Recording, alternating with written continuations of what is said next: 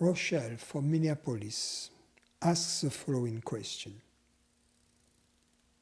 I've been troubled with questions regarding awareness itself and the integration of the spinal breathing practices of Kriya Yoga.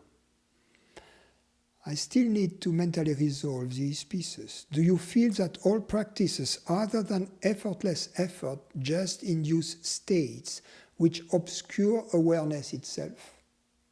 Is there any benefit to the practices of Kriya Yoga, Kundalini Yoga, Pranayama and Qigong?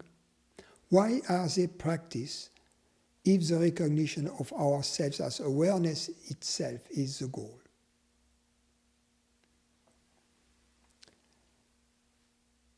Dear Rochelle,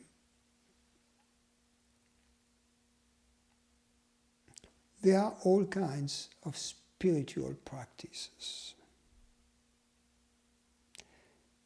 And I am not going to say that only the direct path,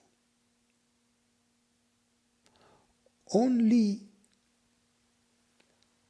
the recognition of ourselves as awareness itself, directly, without any preparation, is the only way. In fact, there are very legitimate gradual paths. But the most important element is the teacher, the guru, that transmits to you his presence. The exercises, in fact, the practices, are only a pretense for the satsang with the guru. So I have nothing to say about the various practices you mentioned, Kriya Yoga, Pranayama, Kundalini Yoga. Myself, I have practiced Pranayama, Hatha Yoga, Kashmirian Shivaist practices with my teacher. But when the teacher is truly established in peace and wisdom, then all these practices become full of meaning. They are sooner or later understood in their true light. The path to presence is not through the intellect alone. The body is also and can be a vehicle to it, just as the world and the way we act in the world can be a vehicle. So there is room for Jnana Yoga, for Karma Yoga, for Body Yoga, or Hatha Yoga, Pranayama, etc., all the Kriya Yoga, all the various forms. But that which matters is the Guru that will convey the message to you. There will be the seal of the power of the Guru in the teaching, and that is that which counts. There is a story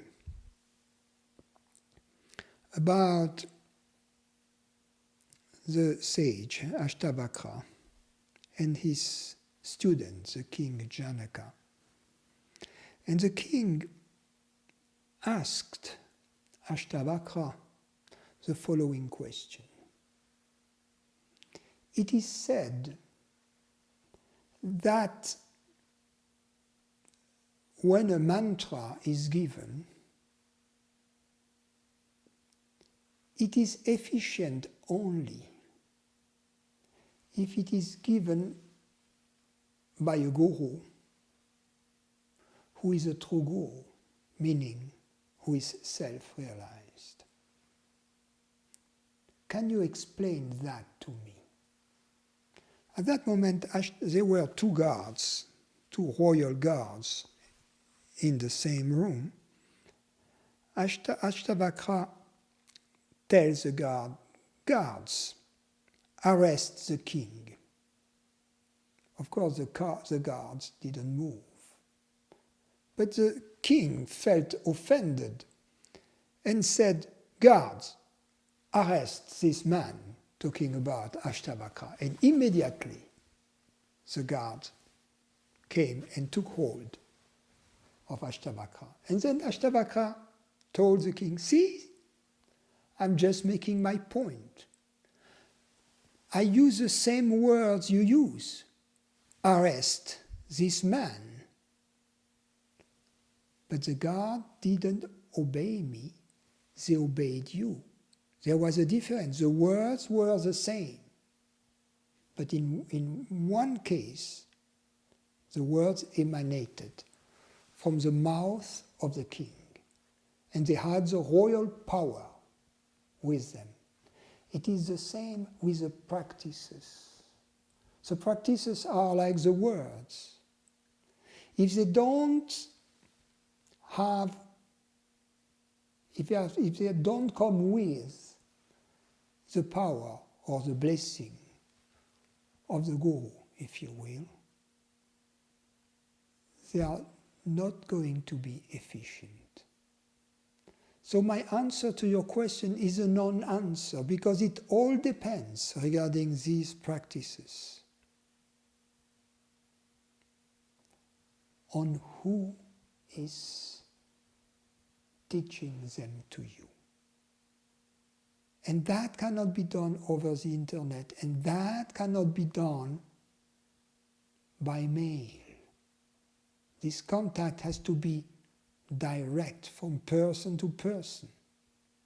And you have to be certain that your goal is established in happiness. The first quality that is required is for him to be a nice person,